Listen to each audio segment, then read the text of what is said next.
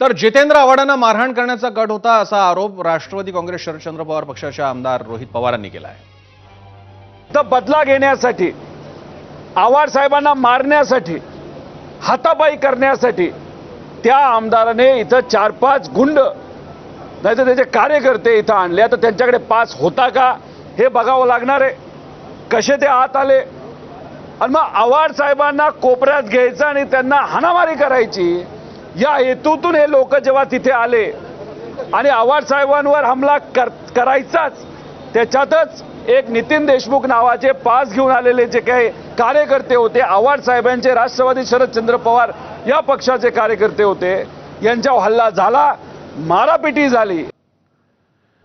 आणि गुंडगिरी जर विधान भवनापर्यंत पोहोचली असेल तर मुख्यमंत्र्यांनी सर्व कामं बाजूला ठेवून याचा बंदोबस्त करावा अशी मागणी माजी मुख्यमंत्री उद्धव ठाकरेंनी केली। पण ते समर्थक आहेत का गुंड आहेत? आणि ही जर का परिस्थिती या राज्याची आली असेल तर मग विधान भवनाला अर्थ काय? ज्यांनी त्यांना पास दिले त्यांच्यावरती कारवाई झाली पाहिजे, मग तो कोणी असेल, ज्यांनी त्यांना पास दिले त्यांचं नाव आलं पाहिजे समोर, कारण हा अधिकार शेवटी अध्यक्षांचा असतो।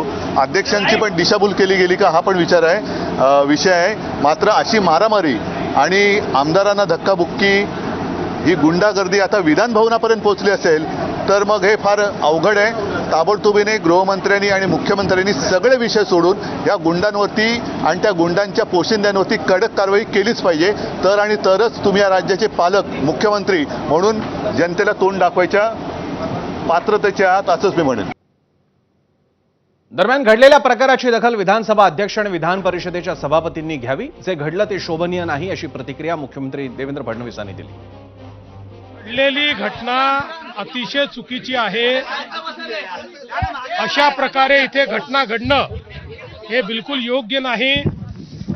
या ठिकाणी माननीय अध्यक्ष विधानसभा आणि माननीय सभापती विधान परिषद यांच्या अंतर्गत हा सगळा परिसर येतो, त्यामुळे माननीय अध्यक्षांनी आणि सभापतींनी याची गंभीर दखल घ्यावी आणि या संदर्भात जी काही कडक कारवाई आहे ती कडक कारवाई माननीय अध्यक्षांनी करावी अशा प्रकारची विनंती मी त्यांच्याकडे केलेली आहे। इतक्या मोठ्या प्रमाणात लोक जमा होतात आणि मारामारी करतात हे या विधानसभेला शोभणारं नाही आणि म्हणून याच्यावर निश्चित कारवाई ही झालीच पाहिजे।